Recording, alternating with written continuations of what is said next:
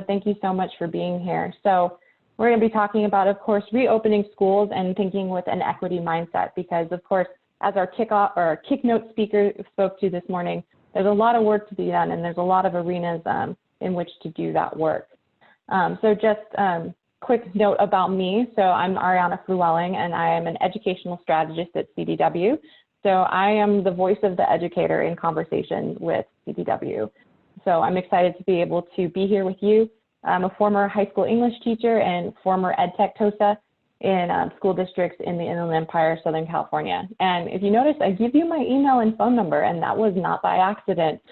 So by all means, feel free to reach out with anything via email or phone after this presentation. Also, of course, one common question is, can I have your slides? And yes, you're more than welcome to. The one key is you'll have to fill out my feedback form at the end. But as a bonus, not only do I get your constructive feedback, but you'll get a copy of this slide, as well as the slides I'm doing tomorrow and the slides from the other CDW presenters. So you get a nice little packet of links, not just one. So I want to make sure that filling out the feedback form is worth your while. So this is going to be our outline for what we're going to go over today. So of course, we're going to first start with an activity about defining equity, because of course, how can you rebuild schools with it if you don't actually know what it is? And then, of course, I want to remind you that we're going to be going like tiny scratch of the surface of all of the different parts that build into this. Our kick note speaker today spoke very eloquently about many of the different factors. So hopefully you'll see connections between the two conversations, but also just know that this is a starting point and there's much, much more to explore. And hopefully you'll walk away with ideas to take back to your schools, your districts, and the teachers that you serve to continue to think about these things and explore further. So what we're going to do next, and I will type the link in the chat for everybody, is we are going to start out with a quick activity. So let me type in that link real quick. There we go. So the link is now in the chat, and what it's going to do is it'll take you to a Google Doc, and you all should have the ability to edit. Oops. Let's turn off that timer, because you haven't even gotten started. There we go. And once it loads, there we go. So your task is to anonymously, so you'll all be anonymous animals here, is I would like you to anonymously pick a row and share with us what is your definition of equity. And then now I'll start the timer.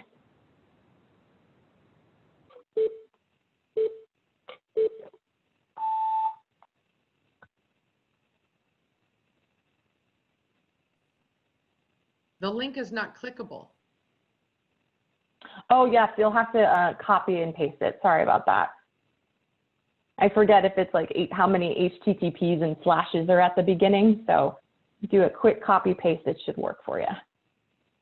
And then actually what I could do is we'll get the ugly link, the long one. Maybe that one will work better and be clickable.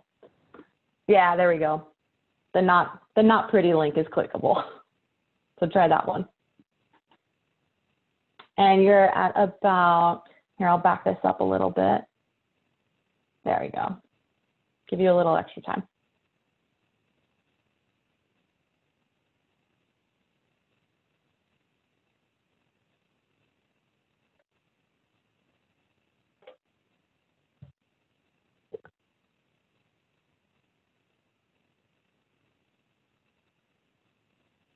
And about 15 seconds left.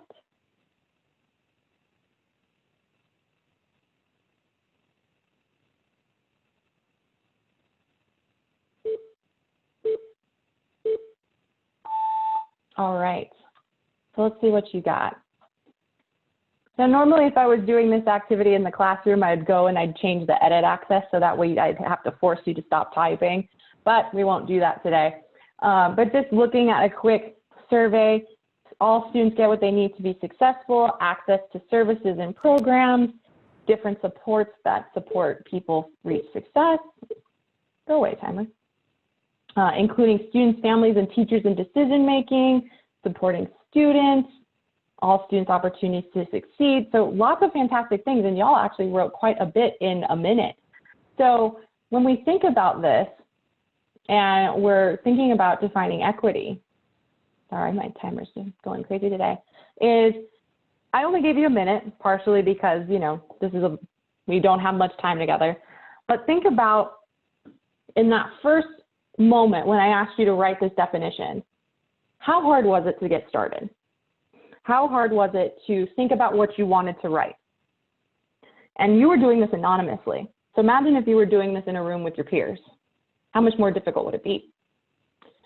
So I want you to keep these things in mind, because as we go back to our schools and districts and we start thinking about this work, we have to acknowledge that it is difficult.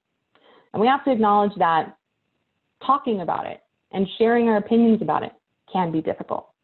So maybe even just starting off with an activity like this could be helpful to get conversations started, because since the authors are anonymous, there is some safety in that. So then that way you can start pinpointing and looking at things from the different definitions without having a name attached. Also, it's important to note, and since this is the second session, if you scroll down to the bottom, there's also the notes from the first session. While there's going to be many themes that come through all the different answers, how many different definitions are there on that paper?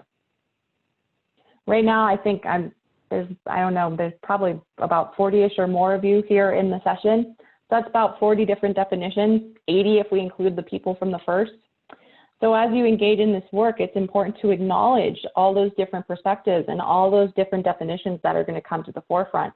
So that way, as you're making your decisions, not only do you realize the depth and complexity, but you realize that it's important to bring other people in, to have them share their definitions with you, have them share their thoughts with you, to make sure that you're doing something that will hopefully be representative of the students and the communities that you serve. So really kind of keeping these ideas about equity in mind, this is going to be something that we're going to think about, is impacting the students from all of our communities. Oh, and then someone put in the chat, would you fear inappropriate responses if it was anonymous from middle school students? So with middle school students and with elementary school students, you can build them up to this. I think, it's going to start with having norms, but really thinking about, starting with adults and using that as an activity with to get staff and district leadership on board. But I would do anonymous activities with my kids when I was a high school English teacher, but definitely build up that digital citizenship before you let them go full anonymous. But also to acknowledge, they're kids, there's going to probably be some poop emojis. And maybe in some ways that's part of the fun and helps lower the filter on some, or lowers some of the fear on some conversations and interactions. But you know the student populations you work with best and know whether or not if anonymous is going to be something you can do. But that activity, I usually, especially when framing that activity around equity, I usually only do that and start with adults. With students, I'd do a lot more structured work before I'd get to that point. But of course, thinking about our why for all of this, of course, the kick note this morning talked about a lot of different things that go into that why, but it is also outlined in our Stronger Together guidebook for reopening schools. So it's this idea of thinking about, we know K-12 education, and we know that higher education prior to COVID-19 did not work for all students and did not work for all families. I would dare say that it is a fact, that there were some students in some families that were never fully able to engage with the education system as it was. And that was only impacted and exacerbated by COVID-19 and having to swiftly move to distance learning seemingly overnight.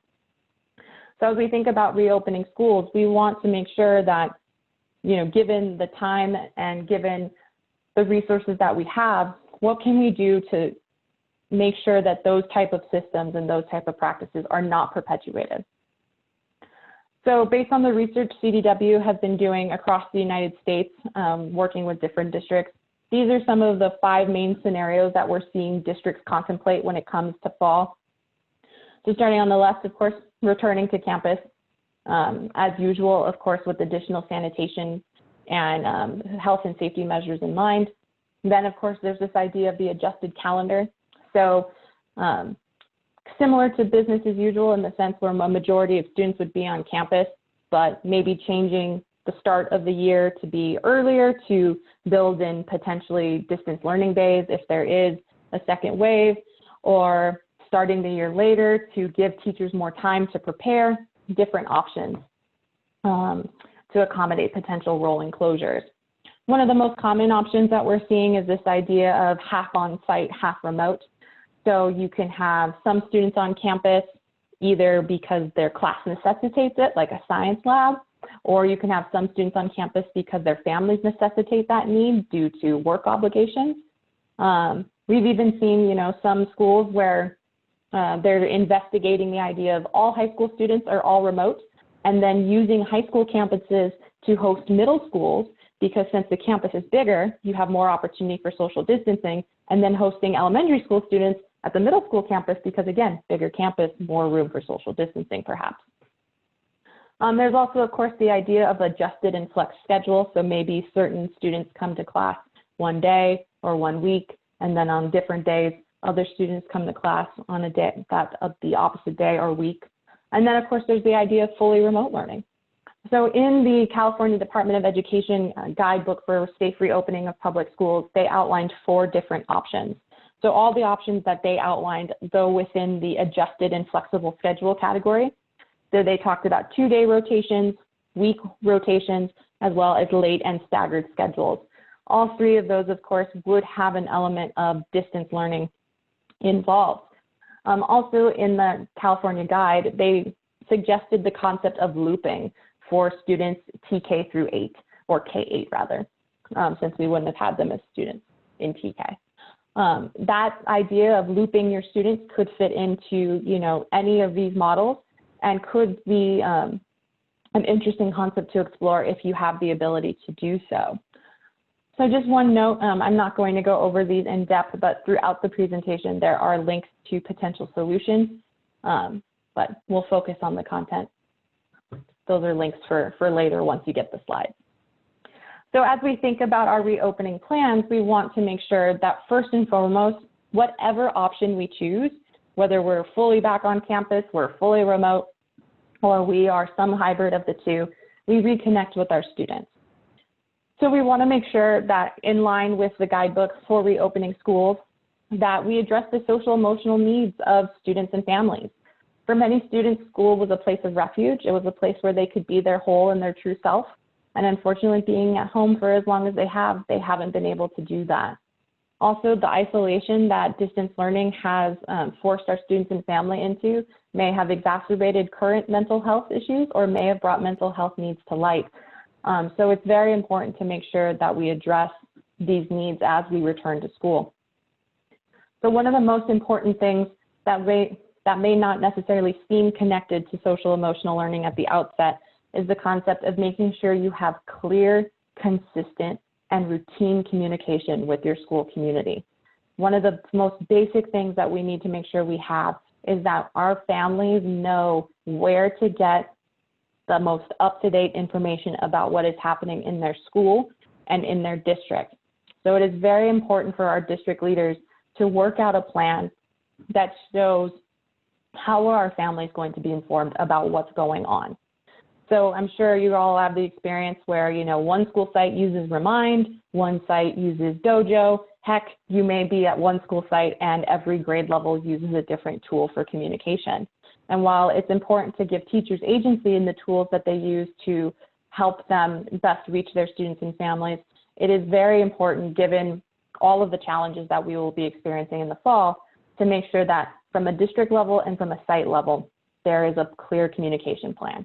So it could possibly be every Sunday, there is an email and a text message sent to parents letting them know what the updates are for the week. So that way, every Sunday at 4 p.m., families can guarantee they're getting some sort of update. Even if it's no new information to present, we hope you have a good week. Did you know that National Ice Cream Day is on Tuesday? Even things like that, just to maintain the consistency and the communication, are going to be very useful to make sure that all of your school stakeholders are informed about what is happening on campus. It's also important to make sure both students and families have trusted resources to work with and to talk to about social emotional needs and health and safety. In the spring, we benefited from the fact that we had at least the fall with our students and families, so we knew some things about them. But coming into the spring, if you're not doing a looping structure, you won't know and have those pre-existing relationships with your students and families. So it's very important to find ways to reach out to them and show them the resources they can talk to, and ask if they need additional supports. It's also, when we think about our students returning to the classrooms, teachers and school site administrators need to make sure that the students know that they are cared for as individuals, and that this care is shown to them in ways that the students can internalize and know that they are a valuable asset on campus, and that they're not just there to participate in assignment compliance. So some considerations that come from both the California Guidebook as well as the Return to Schools Roadmap, which was not published by the state of California, but was published at the national level, and the link to that will be in the presentation notes, is first, how is the local education agency, so the district, the county office, going to support staff as they integrate social emotional learning practices? Whether you've been doing this for a long time or this is something new to your work, it's important to make sure that there is professional development available to help you or help teachers on this journey. Also, what tools and things are you going to implement either at the district or site level to evaluate the emotional readiness to return to school? There are some students and some families that have actually flourished through distance learning and would still like to be a part of the public K-12 education system, but would like to continue remote learning even if the school or district isn't. So how are you going to find out data like that so that way you can take action and begin implementing it into your practice? Things like this, when it comes to addressing emotional readiness, whenever humanly possible, I feel like PD, surveys, communications, really there should be some level of consistency coming from the district. So that way, if you have parents that have students at multiple campuses within your district, they can count on the fact that it doesn't matter if my kid's in high school, middle school, or elementary school, I know the systems and procedures by which we are going to be interacting for the next school year. And that's something that was a struggle even before COVID-19, but it's something that, you know, during the fall is going to be very, very important. So when we talk about, you know, we started with our why, and then we started thinking about the different ways we might go back in the fall, and then of course, social emotional learning throughout. Now we need to also address this concept of actually redesigning lessons, because we want to make sure that the lessons our teachers are creating are going to be helpful to all of our students in accessing and achieving.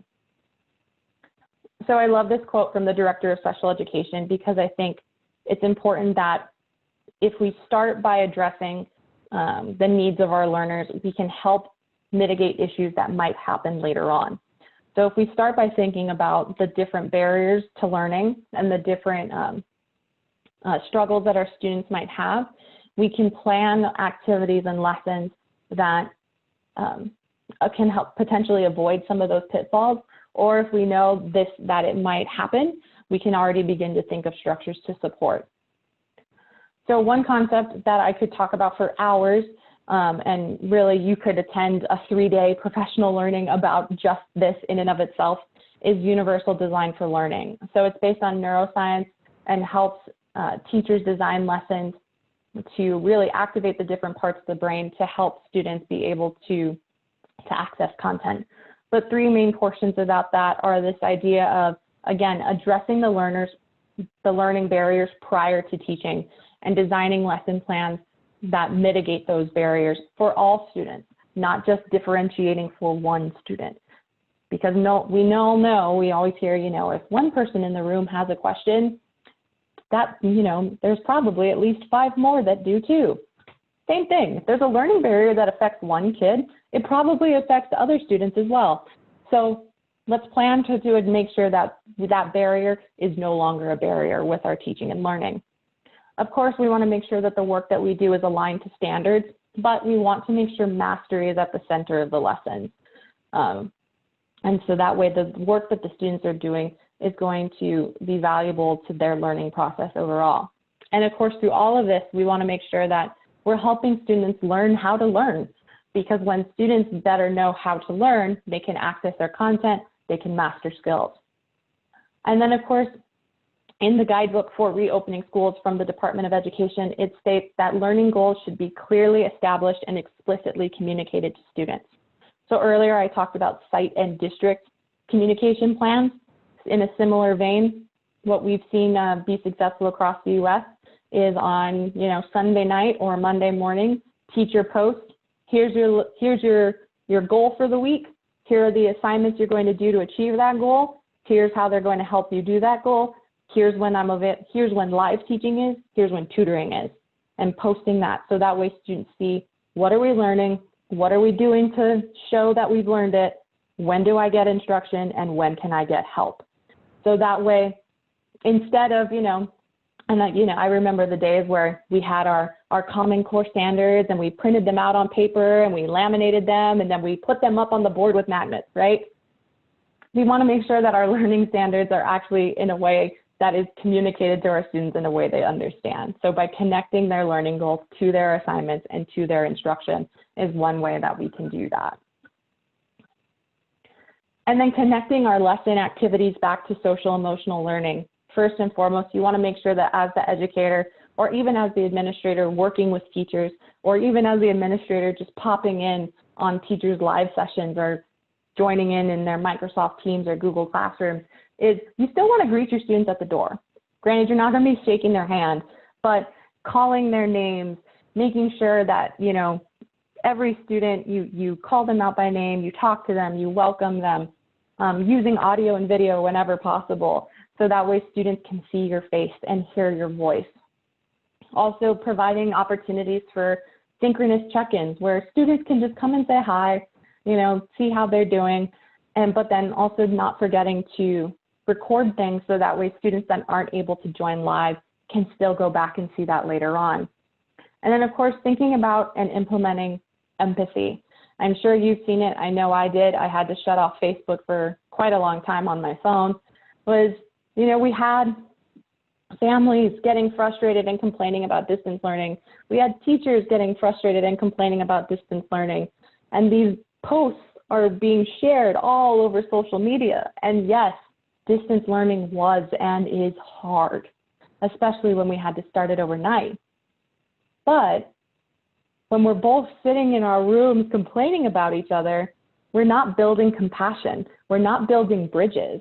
In fact, if anything, we're just continuing to distance ourselves further apart. So as educators and administrators, how can we connect with our families and our students?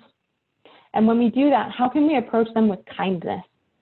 How can we approach them in ways that help the student access content, but not focusing in on compliance? Because, for some kids, doing their 10 distance learning assignment a week might not be feasible. But what are the top 5 that they should do to make sure they're accessing content?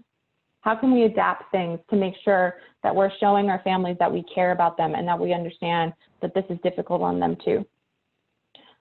Calling a parent and being like, so-and-so wasn't in class this week. The parent probably knows that, right?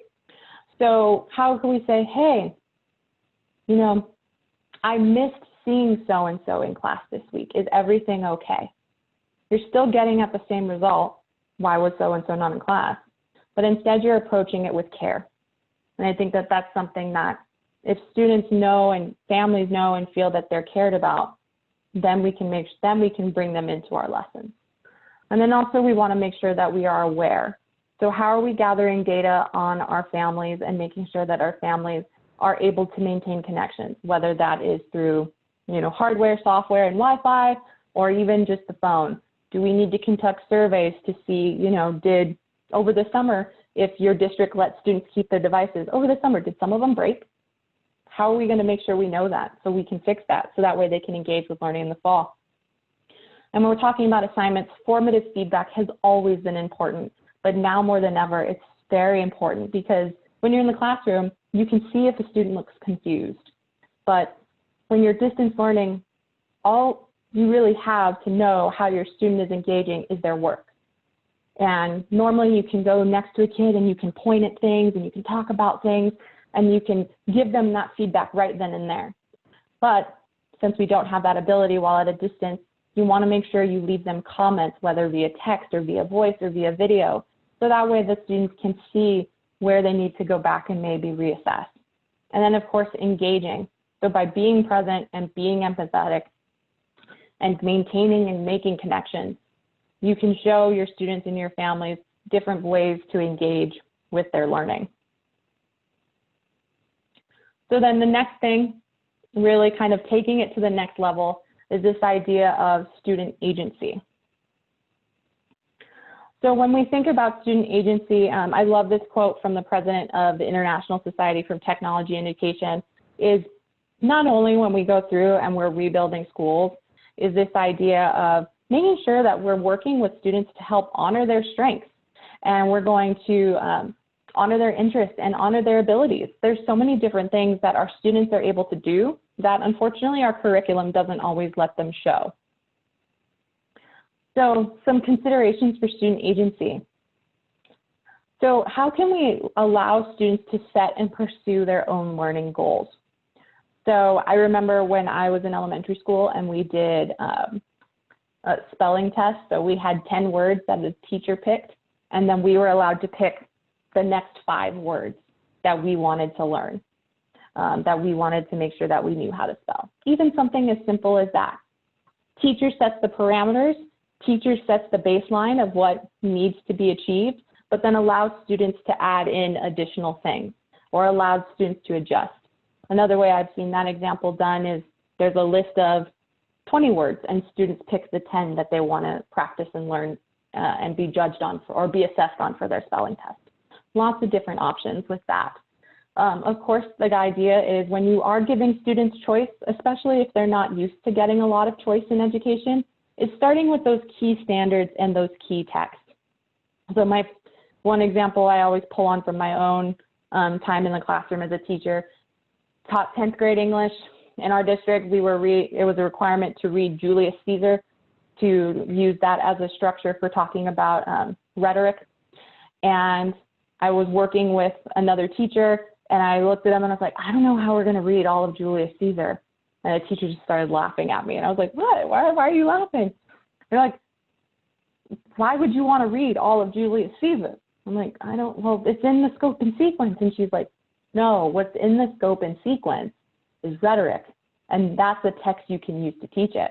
She's like, is there rhetoric all over the place? I'm like, it's the best places in the speeches.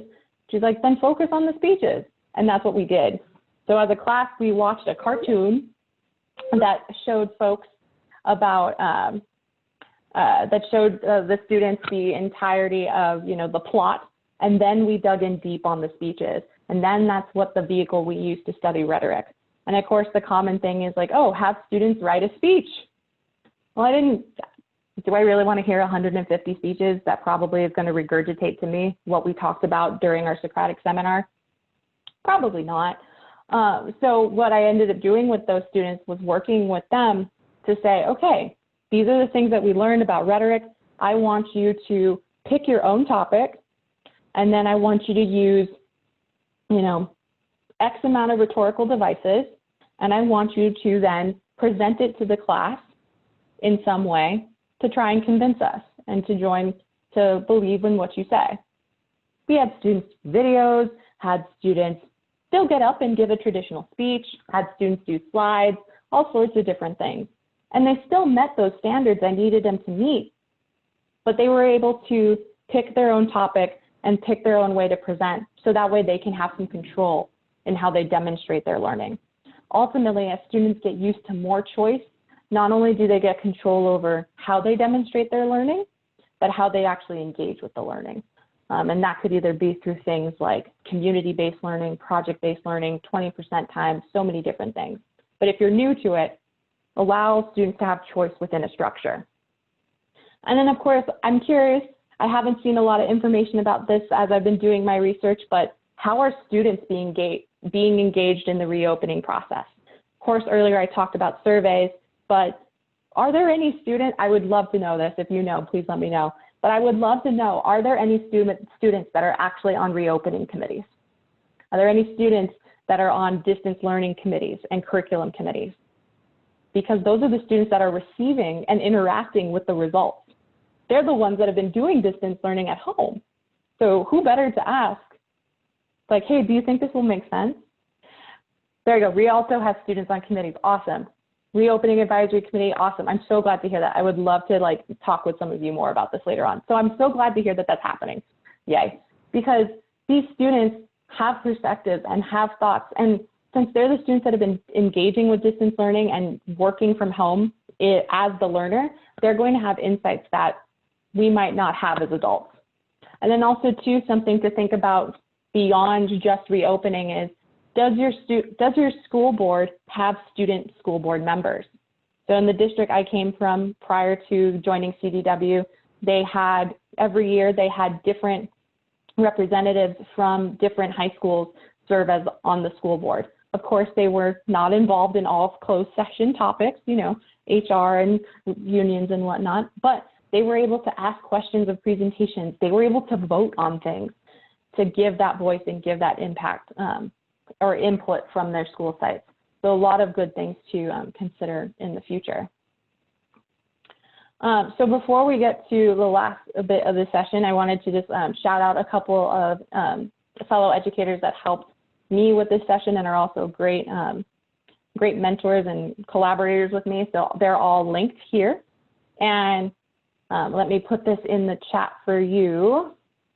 And unfortunately, this, let's see, and I don't have the clickable link, so sorry about that. So you'll have to copy and paste it. But this is the link you'll fill out to give feedback for this session. And then again, this will allow you to, and then let me try and get the clickable one for you real quick. Oh, come on, Zoom. There we go.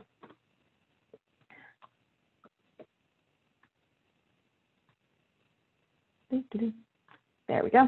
Okay, and then now there's a clickable link. So that'll allow you to provide feedback on the presentation session, as well as get an email that has links to the different presentations. Oh, there we go. The Principal Advisory Council has students. Districts have students. We have reps. Great. Oh, I love seeing that. So I'll give you a little bit to fill that out, and then I will do my best to monitor the chat and answer questions. And then what we'll do, probably the easiest way to do this is if you have a question, just type your name into the chat. And then when I call on you, you can unmute your mic. And I apologize if I don't get to everyone, but remember, when you fill out the feedback form, you get the slides, and that has my email. So by all means, you can always reach out that way as well. So when you're ready or you think of a question, feel free to pop it into the chat.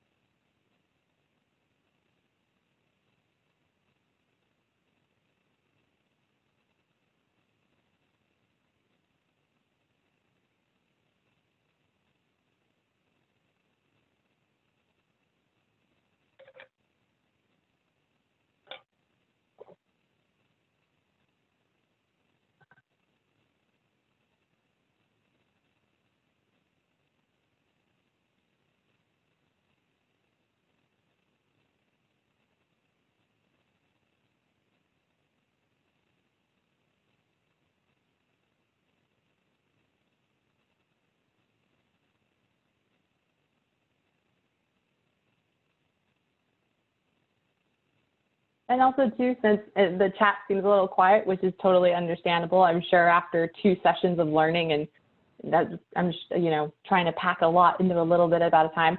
If you have a question that, you know, maybe related to this topic, maybe kind of tangentially related to opening schools, feel free to put that into the chat as well. I can't guarantee that I'll have a good answer for you, but at the very least, please let me know.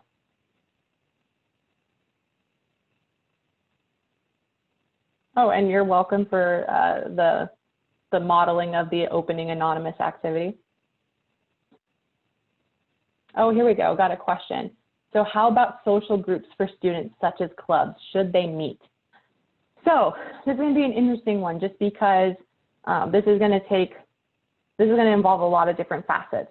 So at base, yes, it would be great if they could meet, whether that be probably the best solution is going to have to do that virtually, just because depending on how your reopening plan has grouped students, you might have students from multiple different groups trying to meet together. So at base, yes, let's definitely have clubs. Second thing, definitely probably is going to need to be remote. Third thing, and Pamela just popped in and said it, do they need their academic advisor present? So this is going to depend largely on your school district's policies and procedures for what is currently in place. So if your students in the drama club can only meet if their drama advisor is there as per district policy, then that policy, I would imagine, is going to carry over to distance learning. So you would want to check on those policies and procedures. Now here's the thing though, that you would probably want to continue to consult with your HR department as well as your teachers union on is, depending on how your clubs are structured at your school site, do those teachers normally get additional pay for hosting those clubs? If so, is that going to stand at a distance? If this is a volunteer position, what is the union's opinion on volunteer work while distance learning? Just because there's some differing opinions about that. So it's definitely something that at base, by all means, it definitely something that should be continued, especially, unfortunately, I'm sure you've all seen in the news that there are some schools in some states that are going to be focusing on core curriculum and not on electives. And if that is something that ends up happening in your district, clubs could be a good way to help meet that need. But again, it's going to be something that will need to be worked out with your leadership.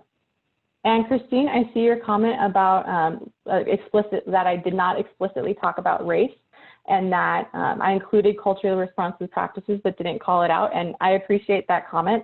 And I think when it comes to some of the things I was talking about in this session, you're right, I did not explicitly say it. And as an educator of color and as someone that believes in this work, I should have called it out.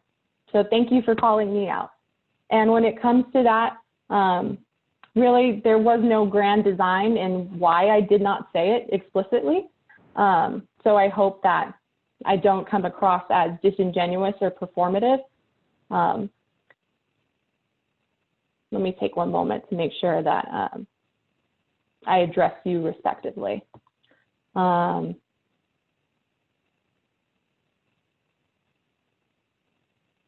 In the past several weeks since the murder of George Floyd and of many others in this country, as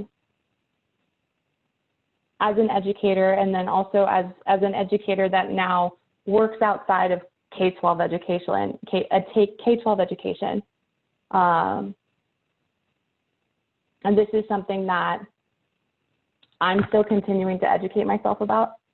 And I will be honest, there has been moments of, even just in my own work and in my own social circles, moments of fear in that I would say the wrong thing, or that I would post the wrong thing or ask the wrong question of the wrong person. And I know that fear should not guide our actions. But also it is something that, having seen a lot of my friends in education share their stories about how systemic racism has affected them, not knowing who is going to be on the call and who is going to be in the session, I didn't want to share examples or speak in a way that potentially could open that wound and cause further harm. And I hope that I hope that that makes sense, and I hope that you know that that is something that has been on my mind. And if I have the opportunity to give this presentation again, I will definitely see if there's ways to authentically and appropriately name it more clearly from the beginning. So I appreciate that feedback. So thank you. So let's see. Okay, we got another question in the chat. So how about students who are not able to access technology on a synchronous schedule because of family household responsibilities? Got it. Okay. When it comes to that, I think when it comes to, it goes down, part of it is scheduling. So figuring out what's going to work, what's not.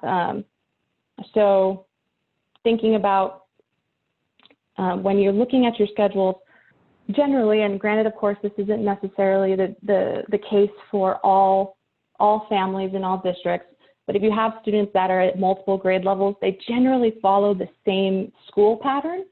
So when it comes to feeder schools and such, so figuring out how can we address all of those schedules at once, so that way students can, parents and families know kind of when the high school live is, the middle school and the elementary school live is. And let me scroll back up to that question in the chat because I want to make sure I get everything.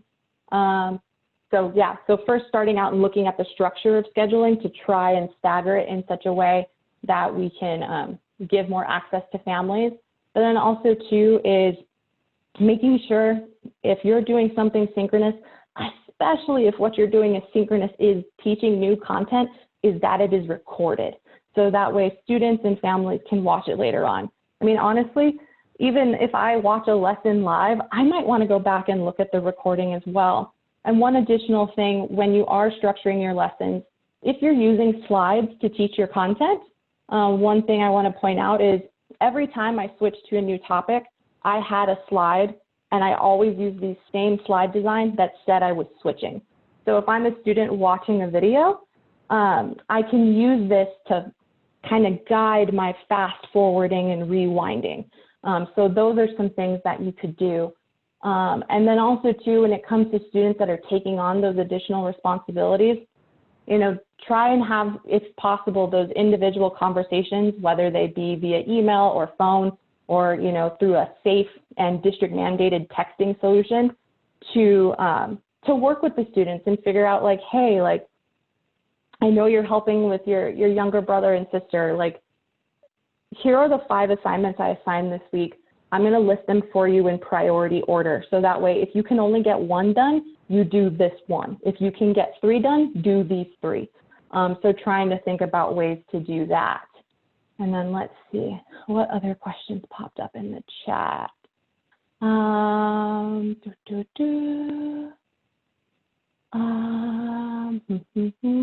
Yeah, someone else mentioned the idea of asynchronous replays and having student check-ins. Let's see, yeah, a lot of asynchronous. And definitely too, when you look at learning, you know, just like with many things in education, there's always like that pendulum swing. It's like, oh, we got to do, you know, project-based learning. It's like, oh no, we got to go back to lecture-based learning, right?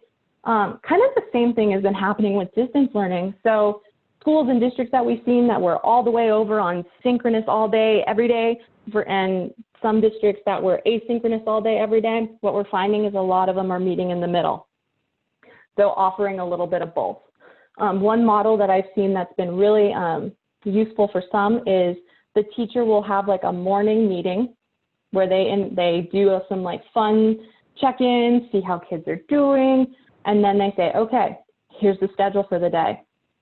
This is the assignment you're going to be working on.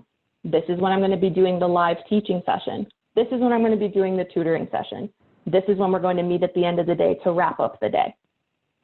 So then students can jump in to the live teaching session or the tutoring session and know at the end of the day the teacher will be there one more time to kind of close out the day. And what's cool is in that case, the teacher can say like, hey, like, thank you so much for the 10 of you that came to tutoring today. For those of you that already turned in your assignment, these are some of the things I'm noticing. So it's a nice way to kind of bookend things. But again, you want to make sure you know if students are able to work within that schedule. But definitely some mix of the two is good. And when you're thinking about the asynchronous content, try to keep it in like 10, 15, 20-minute chunks. Even getting into like the 25, 30-minute range starts to get long. One, this is because of course, attention span, but then also two, earlier I talked about fast forwarding and rewinding videos. If your video, generally when your video is posted, you only have like this much room for the bar where you are moving, rewinding and fast forwarding. So if this is how big the bar is for a 20-minute video and an hour-long video, it gets harder to find that place where you want to be in the video. So by keeping your video shorter, one, it helps with attention, but then two, it enhances the student's ability to fast forward and rewind when they watch your videos later on. So that's something to keep in mind. Let's see, so. Oh, okay, so there's one question here about masks. So how putting a mask on students in class could also affect the teacher's perception of students, concern about implicit bias and how it affects the perceptions of kids wearing masks, and using masks as a form of self-expression could be interpreted in many ways. So what kind of guidelines should be considered? My goodness, that's a fantastic question. So I think that something you might want to use kind of as a guide for conversations about masks, specifically ones that are more customized, is maybe refer to your school dress codes and what they allow and disallow on t-shirts. So if obviously like drug paraphernalia, curse words, those types of things aren't allowed on shirts. One thing that you might want to reconsider is I know some schools don't allow sports team clothing to be worn except on sports days. That might be one that might be on many masks. So you might want to maybe reconsider that, just because I know in the past certain sports teams have been aligned with ideologies and movements that schools wanted to keep out of the conversation at school, but that's going to be a bigger conversation you're going to want to have with your district leadership to see. But definitely I would start at the school dress code and use that as a guide. But then also to recognize that, some students, they may only have that one mask. And if you tell them they can't wear it, are you going to be prepared to offer them a suitable replacement? So it's keeping that in mind as well, just because, some families don't have access to masks, or maybe, their grandmother made them their masks. Who knows? There's a lot of things to unpack with that, but that might be a place to start. And then we got something in here about ideas on how to ensure equity for our special education populations if their gen and peers are not attending class live, but these populations are struggling in distance learning and need in-person support. Okay, so when it comes to special education students that receive special service, English language learner students, again, a lot of this is going to come back to district leadership as well as unions and what is agreed upon between the two. I know in many districts, paraprofessionals were unable to engage with distance learning in certain ways because of certain pre-existing agreements. So definitely want to look at that. Also too, when it comes to earlier when I talked about the different models about bringing cohorts of students on campus, some districts are investigating the idea of, for your English language learner students and the other students that receive special services, they might get the priority on being able to come back to campus. So if you're a student that needs that extra service that requires being in person, your group might come back before students that don't receive those services that necessitate being in person, especially if the service cannot be given at an equal level via a distance learning platform. But again, something you'll want to work with your district leadership, and also potentially have district leadership reach out to legal counsel to ask about, considering the different rules and regulations that are surrounding those populations of students. And then I can't remember when our session ends, but I have nowhere to be after this, so I'll just keep scrolling through the chat. If you have to leave, by all means, I understand. It's a very long day of learning. Oh, wait, I reached the end of the chat. Oh, wait, no, there we go. Oh, yeah, someone said in the chat that they plan on bringing high need students back first. So that is something that people are considering. So, okay. So I think, were we ending at 11:30? My clock is already off. Time is an illusion when you're staying at home, right? Oh, okay, 11:35. Okay, so we're still on here for a good, oh, and then I see 11:25. Oh, okay, 11:25. Okay, well then fantastic. If you have any other questions, I can stick around a little bit longer. By all means, put them in the chat. Or of course, if you filled out the feedback form, I believe you might have already gotten your email with the links. Perfect, I'm seeing a thumbs up. Thank you for confirming that. Feel free to reach out via phone or email. Thank you so much for coming to this session. I know it's always hard to pick sessions, and I appreciate you being here. I appreciate your thoughtfulness, and I wish you all the best and good luck with the fall semester and beyond. I think all of you that are doing the work at the school sites and school districts are fantastic. And I hope that, even just a sliver of what was in this presentation is helpful to you moving forward. So thank you all so much, and good luck.